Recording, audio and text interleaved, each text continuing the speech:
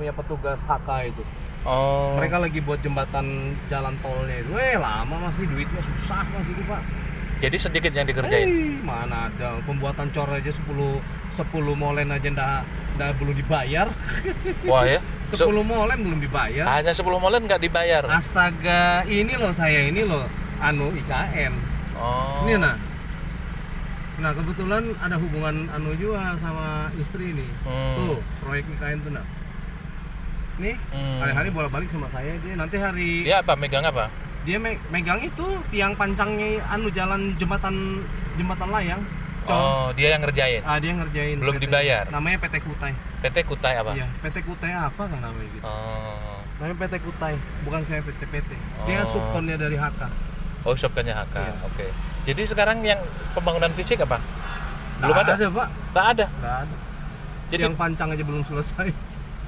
loh, katanya yang istananya dulu yang dibikin?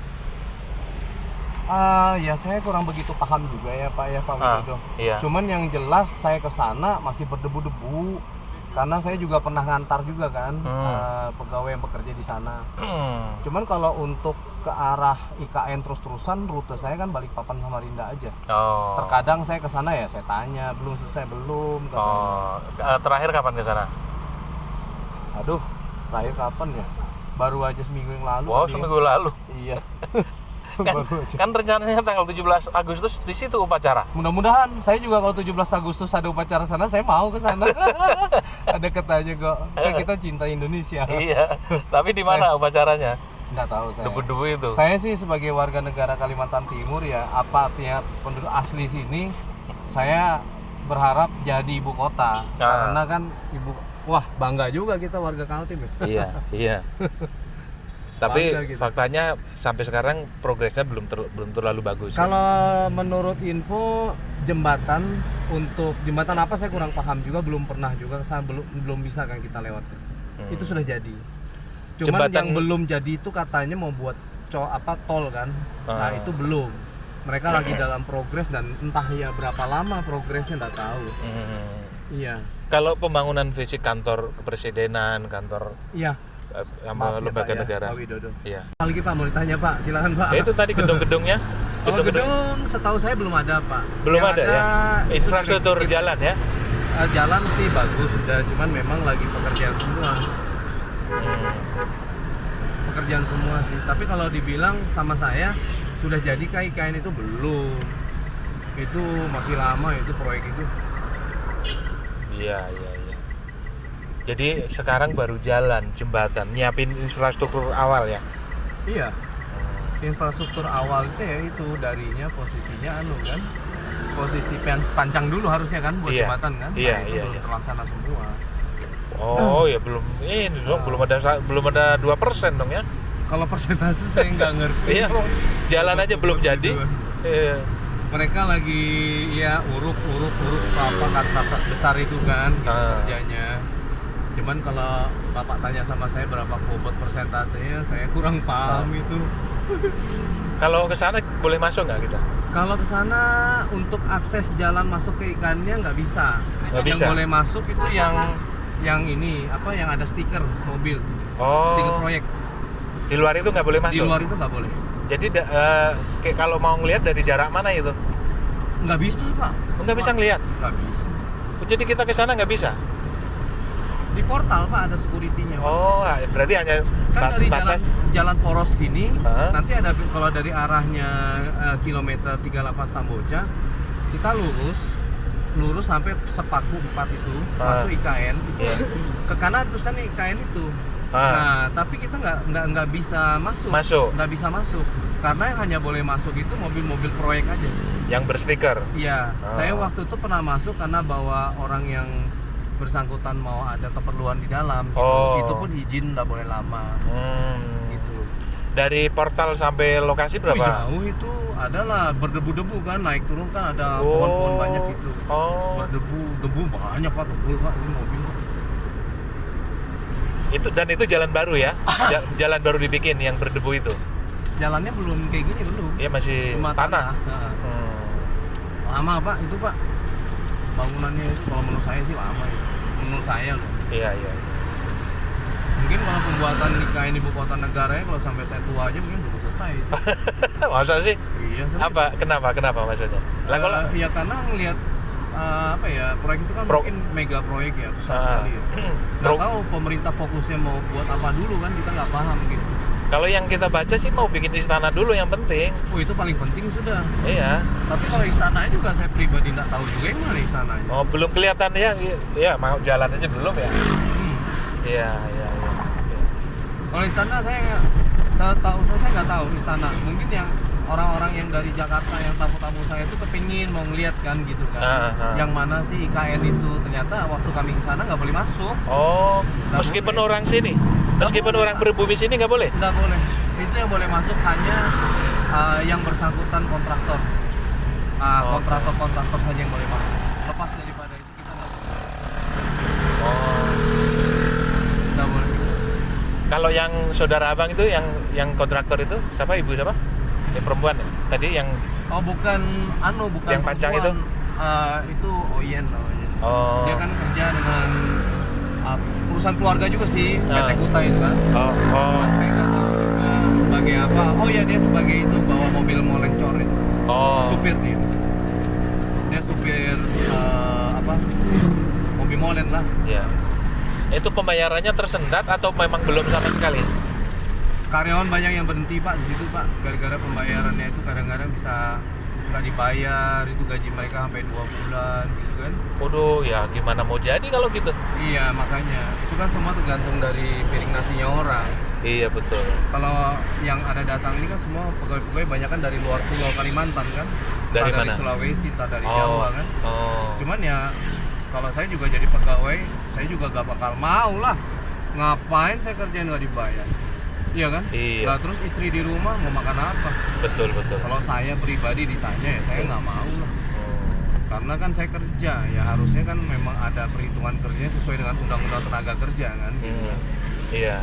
Kalau saya ditanya ya saya nggak mau. Nah terus yang bayarin tiap bulan siapa? Iya kan? Iya betul. Gitu loh. Beras harus makan hari-hari. Ya pesimis dong kalau gitu. Kalau menurut saya ya orang jadinya gagal harapan. Iya kan? Oh, termasuk orang ini ya, orang Dayak yang tadinya optimis melihat sendat-sendat kayak gitu jadi pesimis gitu ya. Kalau orang Dayak di sini kan prinsip mereka itu kan bekerja jangan sampai menghabiskan seluruh tempat buat untuk penghijauan ada. Kan hutan harus dijaga. Iya. Nah, kalau kami di sana berpikirnya ke arah itu.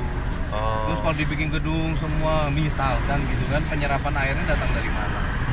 Ya kan? Itu belum dipikirkan. Itu saya nggak tahu ke arah sana. Coba yang jelas yang saya dengar ada beberapa waktu yang lalu Panglima Jilah dari Kalbar itu datang ke Barongsongko untuk salah satu bicara mengenai masalah ini. Gitu. Panglima apa?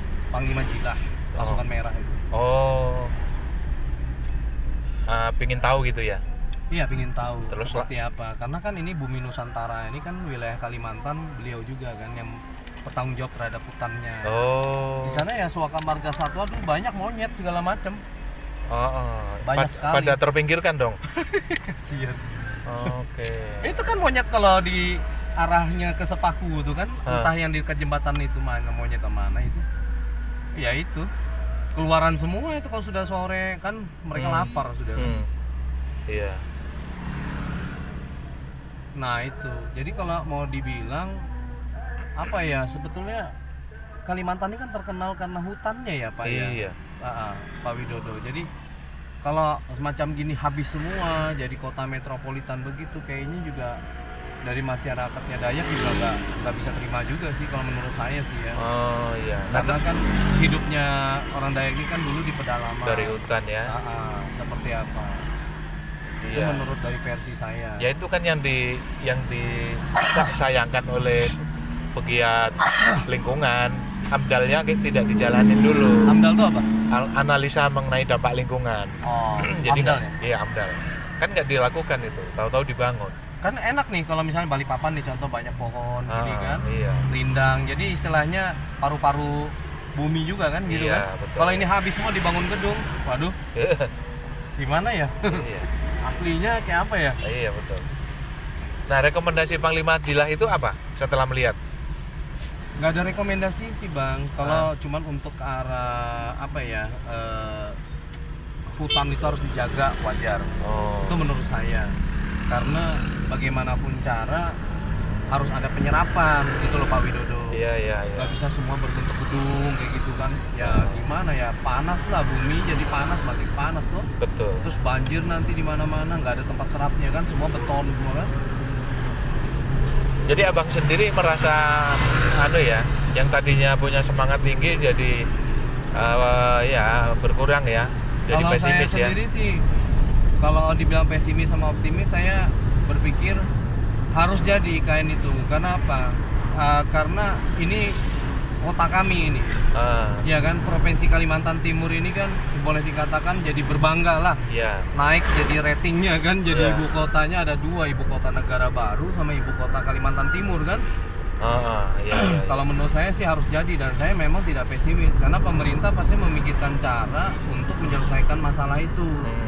Nah, entah mereka bagaimana tindakan, tapi yang jelas saya sebagai warga negara Kaltim, artinya memang KTP saya dari Samarinda, saya bangga gitu, karena ibu kota itu ada di tempat kami gitu. Itu yang saya bangga. Dan saya sebagai orang travel juga saya senang karena begitu banyaknya nanti pegawai dari luar datang, sehingga kami bisa melayani dengan baik kan. Iya. Gitu loh. Itu yang kami harapkan sih. Cuman ya itu, jangan merusak dampak lingkungan itu aja. Iya. Kayak gini kan, hutan-hutan yang kita laluin kan. Iya. Bagaimana? Iya. Ya, kayak di Bukit Suharto tuh sudah mulai habis tuh karena ya? pengaruh tambang batu bara itu kan. Ya Yang ilegal atau segala macam itu. Itu lihat aja mau ke arah Bontang tuh tambang liar semua itu. Samarinda ke Bontang itu belum pernah ya ke situ ya? Yang Bukit Soeharto? Yang Bontang belum. Samarinda ke Bontang tuh kan 2,5 jam jarak tempuhnya. Dulu kan banyak penduduk di sana tuh. Nah sekarang itu ada tambang liar banyak di situ. Oh, tambang liar? Tambang liar sampai marang kayu apa semua itu. Apalagi di Kubar situ. Banyak betul tambang liar. Iya. Wilayah barat. Bang, kalau kekhawatiran nanti ibu kota ini akan menjadi tempat bermukimnya Cina Tiongkok sana gitu, sama seperti di sekarang Merawi? sudah banyak di sini. Oh iya? Dingin sana. Sudah banyak? Mereka lagi buat shelter itu buat untuk nikel itu dari Morowali itu kan. Itu yang Penerbangan dari Sulawesi. Iya. Banyak. Kalau yang di sini? Di sini. Kalau yang di sini? Kalau yang di sini saya belum pernah temuin. Tapi kalau yang di Pendingin silahkan datang. Lihat sendiri. Pendingin itu di mana? Dari Sanga-Sanga itu masuk kurang lebih 15 menit aja.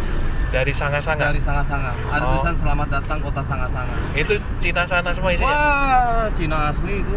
Nggak bisa ngomong Indonesia, nggak bisa ngomong Barat, nggak bisa. Kerja apa mereka?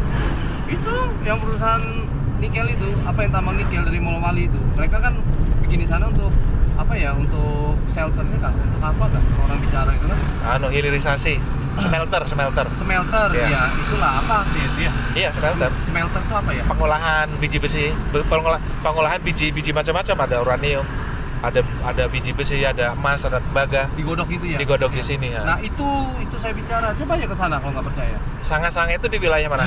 Wilayah Kalimantan Timur, masuk Kabupaten Kutai Kartanegara. Di sana itu Pak Widodo, di sana sangat luar biasa banyaknya warga negara asing. Nah di sana bercokol mereka semuanya. Ya ampun. Dan asingnya Cina? Iya, negara asingnya Cina campur di bumi sana. Kadang-kadang datang dari Sulawesi juga orang-orangnya. Ada dari Jawa juga kan? Iya. Pulau Jawa kan, mereka bikin kayak bangunan kayak gini lah. Nah itu, tuh kayak gitu. Besar 3-4 lantai dan banyak banget yang beginian.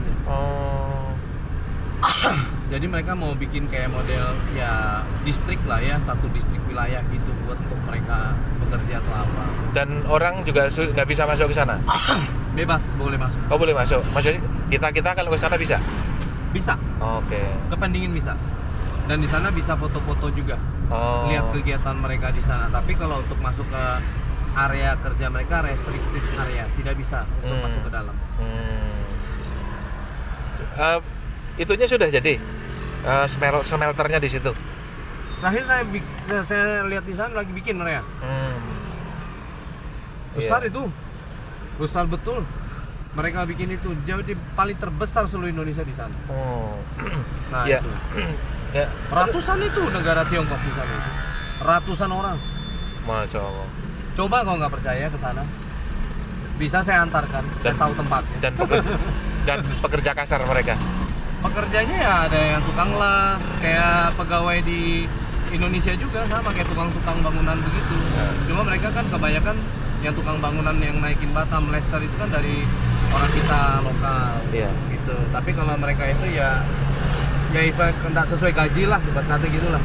Gaji mereka misalnya kayak helm topi kuning, helm topi merah, topi putih kan beda-beda. Beda-beda ya. Ada apa ya? Budgeting untuk gajinya mereka berapa. Kalau dibanding sama orang Indonesia ya jauh ya. mereka jauh lebih besar duitnya. Kisarannya ya 15 sampai 20-an. Nah, atas hal seperti itu antisipasinya apa penduduk pribumi orang Dayak ini terhadap dominasi asing Cina itu? Kalau di sana masuk wilayahnya kebanyakan sih daerah suku Bugis ya. Kalau daerahnya Peningin tuh ya. Karena Bugis kan sudah lama bercokol di sana. Dan selagi mereka di sana ya kita nggak bisa gerak apa-apa Pak Widodo. Karena kecuali ke sini gitu ya? Ya kalau mereka arahnya ke Sepaku ya mungkin ada juga lah ya. Banyak kan orang-orang Dayak di tempat ke Sepaku itu. Iya. Apalagi di pasar daerah situ. Kalau di sana ya mungkin daerah ini kali buat transmigran lah, orang-orang transmigran. Yang pendingin itu. Dulu kan harga tanah nggak ada harganya gitu. Sekarang sudah, satu kapling 100 juta. Karena sudah lihat banyak gedung kan di sana kan. Gitu loh. Banyak gedung. Jadi tetap masyarakat Dayak ini tetap punya kepedulian terhadap nasionalisme ya wilayahnya ya. Luar biasa. Artinya kalau misalnya dominasi Cina di sini pasti akan bergerak lah kira-kira ya. Kalau misalnya mengkhawatirkan, selagi itu merusak lingkungan, pasti mereka gerak.